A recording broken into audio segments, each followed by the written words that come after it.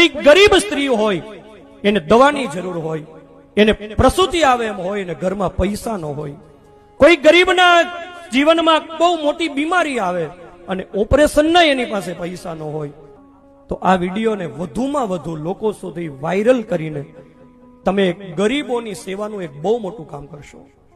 ગુજરાતની અંદર સૌરાષ્ટ્રમાં પ્રાઇવેટ હોસ્પિટલને ટક્કર મારે એવી એક અત્યંત સુવિધાયુક્ત એક નિઃશુલ્ક હોસ્પિટલ ચાલે છે.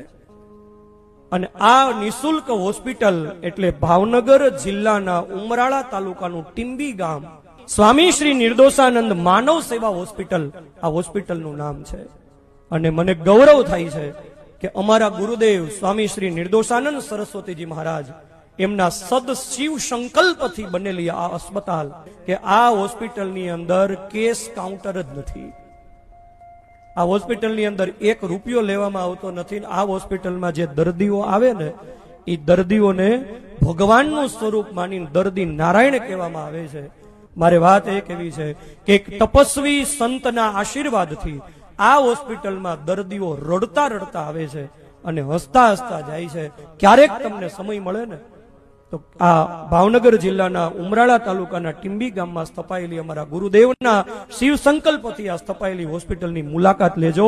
ગુજરાતનું એક એવું સેવા તીર્થ છે કે જ્યાં દરરોજના 1500 થી 1700 દર્દીઓ દરરોજ આવે છે. હોસ્પિટલમાં દવા મફત, ઓપરેશન મફત, સારવાર મફત, હોસ્પિટલમાં દર્દીને રહેવાનું મફત, દર્દી સાથે કોઈ આવ્યા હોય તો એને રહેવાનું મફત, અને દર્દીની સાથે આવેલા એના સંબંધીઓ માટે 3 ટાઈમ જમવાનું પણ અન્નક્ષેત્રની અંદર મફત.